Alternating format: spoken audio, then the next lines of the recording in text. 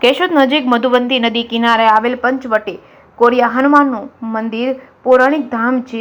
ગીર અભયારણ્ય નજીક કુદરતી સૌંદર્ય ધરાવતા પંચવટી કોરિયા હનુમાન મંદિરનું પૌરાણિક ધામ રજામાં શ્રદ્ધાળુઓની ભીડ ઉમટી પડી છે. સમગ્ર વાત કરવામાં આવે તો આજના ગ્લોબલ વોર્મિંગની સમસ્યા વચ્ચે સિમેન્ટ કોન્ક્રીટના ખડકાલા મકાનમાં ઘૂંટણ અનુભવતા લોકો કુદરતી વાતાવરણમાં દોડધામ ભર્યા રોજિંદા જીવનથી કંટાળી સમય વિતાવવા હરવા ફરવા માટે નીકળી જતા હોય છે. ખુલ્લા વાતાવરણમાં વનરાઈઓ વચ્ચે પશુ પક્ષીઓ અને કિલોલ વચ્ચે આવેલા સ્થળો આજના સમયમાં લોકોની પસંદગીના સ્થળ બનેલા છે. સોરઠ કાઠિયાવાડ વિસ્તારમાં ગીર અભયારણ્ય વચ્ચે ખળખળ વહેતી નદી કિનારે આવેલા ધાર્મિક સ્થળો અને આશ્રમો કે જ્યાં ભજન ભોજન અને ભક્તિનો ત્રિવેણી સંગમ ના સ્થાને પવિત્ર શ્રાવણ માસમાં તહેવારોની રજામાં ભાવિ ભક્તો ઉમટી પડ્યા છે. કેશોદથી મેંદડા આંબાળા રોડ પર મધુવંતી નદીના કિનારે આવેલા અતિ પ્રાચીન કરોડિયા હનુમાન મંદિરનું મંદિર આવેલ છે. પંચવટી ધામ આશ્રમના મહંત પૂજ્ય કિશાના દાસ માતાજી ગુરુ અવધ બિહારી દાસજી દ્વારા શ્રાવણ માસના પવિત્ર તહેવારમાં વિવિધ ધાર્મિક ઉત્સવ કાર્યક્રમમાં આયોજન કરવામાં આવે છે, જ્યાં ભજન ભોજન અને ભક્તિનો ત્રિવેણી સંગમ જોવા મળે છે.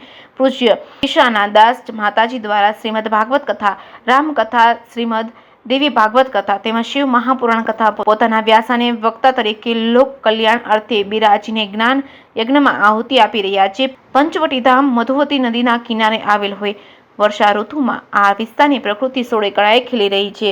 પશુ પક્ષીઓનો કલરવ અને માનવ ખલેલ વગર નીરવની પ્રફુલ્લિત વાતાવરણ અને મનને આનંદિત કરે તેવું સુંદર અને રમણીય પંચવટી કરોડિયા હનુમાનનું પૌરાણિક ધામ આસપાસના ભાવિ ભક્તો માટે આસ્થાનું કેન્દ્ર બની ગયું છે. રજામાં શ્રદ્ધાળુઓ પરિવાર સહિત પધારી આખો દિવસ પ્રાકૃતિક વાતાવરણમાં જીવનનું સંભાળનું વિતાવે છે. જેકેએસની ગુજરાતી સાથે રાજુ પંડ્યા, કેશોદ. શ્રી પંચવટી ધામ આશ્રમ કરોડિયા હનુમાનજીનું આ પવિત્ર 450-500 વર્ષ પુરાનું પ્રાચીન સ્થાન અને એ સાનિધ્યમાં સદગુરુ શ્રી અવધ બિહારી દાસ બાપુ,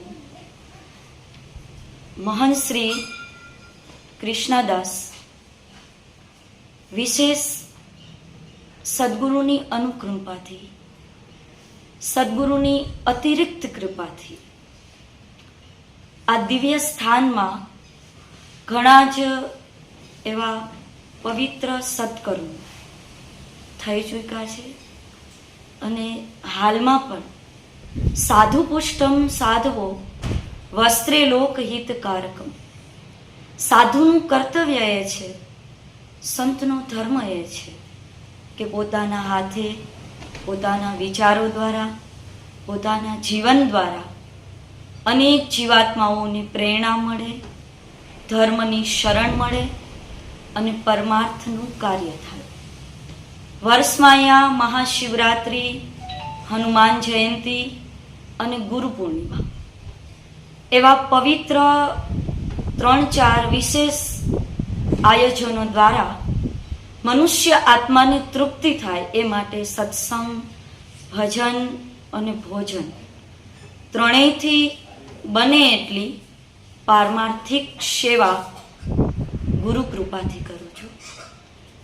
2023માં આ પંચવટી ધામ આશ્રમમાં એક વિશેષ ગુજરાતમાં ત્રીજો સહસ્ત્ર ચંડી મહાયજ્ઞ, 108 કુંડીય સહસ્ત્ર ચંડી મહાયજ્ઞ, 125 બ્રહ્મ દેવતાઓ મુખેથી એવા વિશેષ મંત્રો ઉચ્ચાર થયા કે જે મંત્રો ઉચ્ચારથી પૂરું પ્રકૃતિથી, સૌંદર્યથી ભરેલું જે વાતાવરણ છે એ ઈશ્વરીય નાદથી એટલું બધું સુશોભિત અને ગુંજી ઉઠ્યું કે પૂરા વાતાવરણમાં એ મંત્રો ઉચ્ચારથી એક બ્રહ્મ શક્તિનો પ્રાદુર્ભાવ થયો.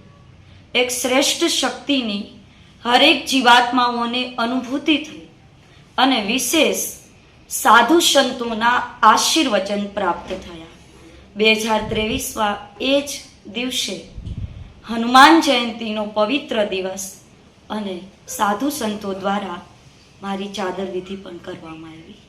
મારું ગુરુસ્થાન શ્રી ખોખી હનુમાન અવધ બિહારી દાસજી બાપુ, જોકે અત્યારે બ્રહ્મલીન થઈ ચૂક્યા છે, પરંતુ વિશેષ રૂપમાં ગુરુ ચેતના સદૈવ એક શિષ્યના આંતરિક જગતમાં સાથે જોડાયેલી હોય છે.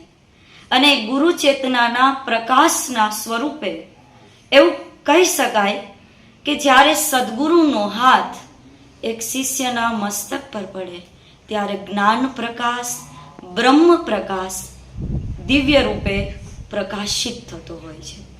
ગુરુ કૃપાના આશીર્વાદ રૂપે શિવ મહાપુરાણ, શ્રી રામ કથા, શ્રીમદ ભાગવત કથા અને દેવી ભાગવત કથાનું રસપાન વ્યાસપીઠ પર બેસીને પ્રભુ કૃપાથી જે કંઈ પરમાત્માની પ્રેરણા પ્રાપ્ત થઈ છે એ રસપાન કરાવું છું.